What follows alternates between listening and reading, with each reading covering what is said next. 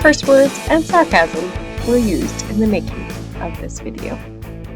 Hello, Jamie back with Salty Card Creations and Potty Mouth Crafters Society. So my creepy haunted house. So I found the sentiment when I was going through my ink road stamps sentiments for a different card. And I thought this one would be a fun one to do for my Halloween make. It probably doesn't belong here because there really aren't any fucking swear words in it. But there's a lot of swear words on the sheet that it came from. So the sentiment is from Yoga. Night Yoga? Yoga Cat? I don't know. It was a midnight drop from Ink Road Stamps.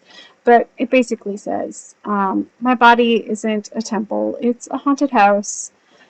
You know, it's got a lot. It needs a lot of work. Makes strange, mysterious sounds. Contains a spirit of an old lady who says inappropriate things and the like. So that's basically what the sentiment is. I thought it would be really fun to pair said sentiment with the big mansion. I have multiple Halloween haunted house mansion stamps.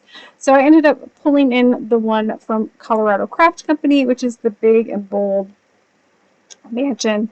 I think it's meant for like a 6x6 card. But I thought it would be fun to bring in the big old mansion and just kind of put it on here.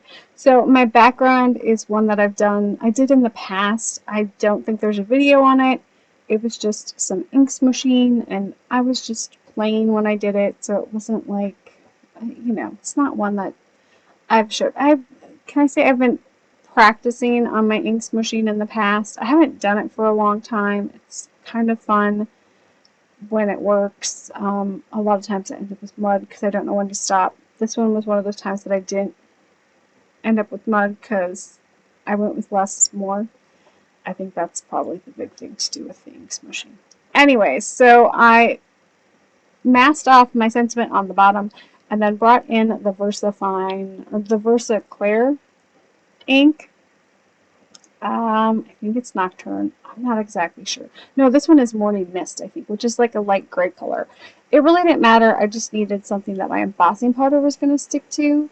But I didn't know exactly what color embossing powder I was going with. And then I found the Aged Taupe. I think it's Aged Taupe or Aged Bronze or something like that.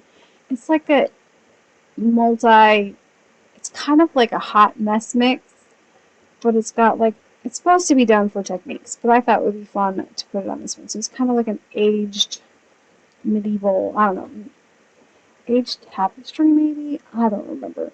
Aged, I don't know. If you saw it on the cover, you saw it on the cover. But it's, I don't even know if you can get this one anymore. But it's actually meant to do like big old blocks of it or blobs of it, and then you get like the gold and the metallics, and it's like mixed, and it's kind of gives you how should we say, like a, I don't know, I can't find the right word for it right now, a patina effect, kind of, sort of, but not, I don't know, but it kind of gives you this aged look, right?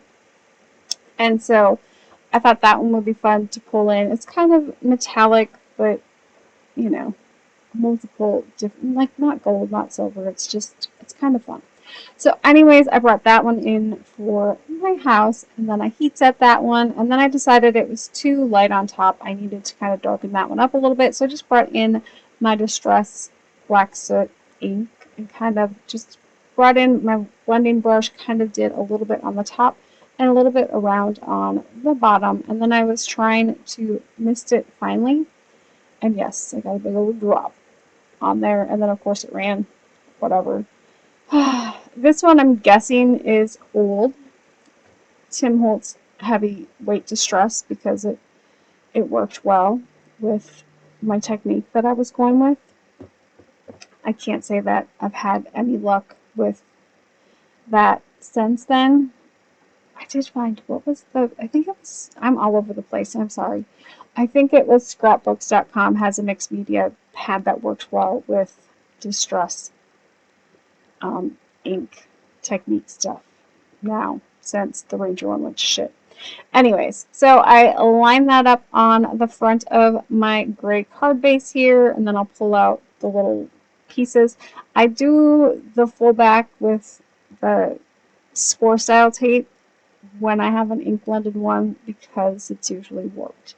It is what it is. So to make it lay flat, that usually is the best bet. So for this one, I was like, I wanted to add a little old lady onto the front, and if I would have had like a little like Bride of Frankenstein, I probably would have cut her out and put her on the front because I thought that would have been cute, but I couldn't find one. I don't know, I have that one from Ink Road that I thought about, but it just sounded like too much work. So I went through my stash again, found Colorado Crafts Company's Witch Monkey? I don't know. Whatever that one is. It's their Lovely Legs series. It's the witch that's got her feet up and she's drinking something. Of course, I think it's supposed to be the Wicked Witch of the West, but we know. So I just thought it would be funny to use the Don't Make Me Drop a House on You because it kind of goes with that fun sentiment of, you know, me being a haunted house. Or, I mean, somebody being like a haunted house, old and cranky and such. So, yeah. So, my body is a temple. You know, it's not a temple. My body isn't a temple. It's a haunted house. It needs a lot of work, makes mysterious sounds, and contains the spirit of an old lady that's always mad about something. Don't make me drop a house on you. So this one was quick and fast. I hope you guys enjoyed it and have an amazing rest of your fucking day. Go check out Inky and Scrappy's Get Creepy on Halloween makeover on the Inky and Scrappy channel. Bye!